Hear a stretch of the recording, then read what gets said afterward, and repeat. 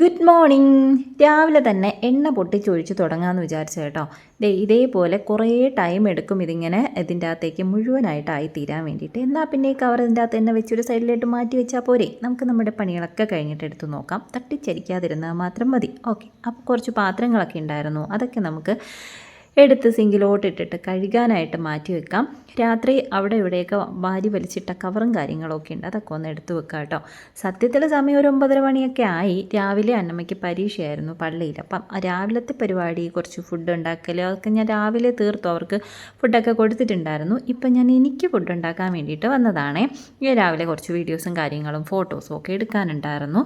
അതൊക്കെ കഴിഞ്ഞിട്ട് ഞാൻ വിചാരിച്ചു എന്തെങ്കിലും ഒന്ന് കഴിക്കണമല്ലോ. അപ്പോൾ തട്ടിക്കൂട്ടി നമുക്കൊരു ദോശ ഉണ്ടാക്കി കഴിക്കാമെന്ന് വിചാരിച്ചു. കറിയൊന്നും ഉണ്ടാക്കാൻ വയ്യ.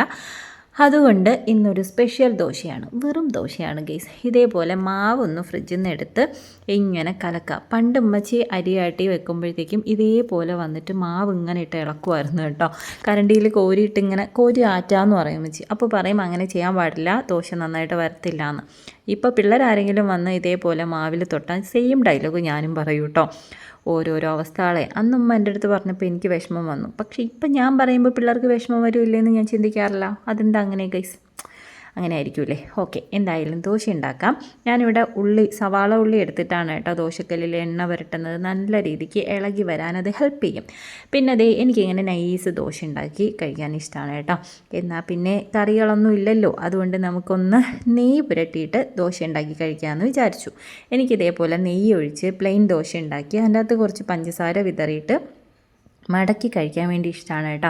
അതേപോലെ ചപ്പാത്തിയുടെ കൂടെയും സെയിം തന്നെ നെയ്യും പഞ്ചസാരയും കൂട്ടി കഴിക്കാൻ ഇഷ്ടമാണ്. ഓക്കെ, അപ്പോൾ ഇതേപോലെ ദോശ ചുട്ടെടുത്തു.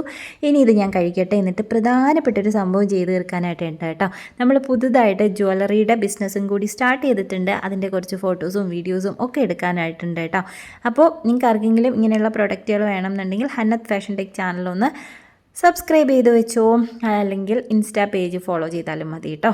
ഓക്കെ, അപ്പോൾ നെക്സ്റ്റ് വീഡിയോയിൽ കാണാം ഇൻഷാ അല്ലാ.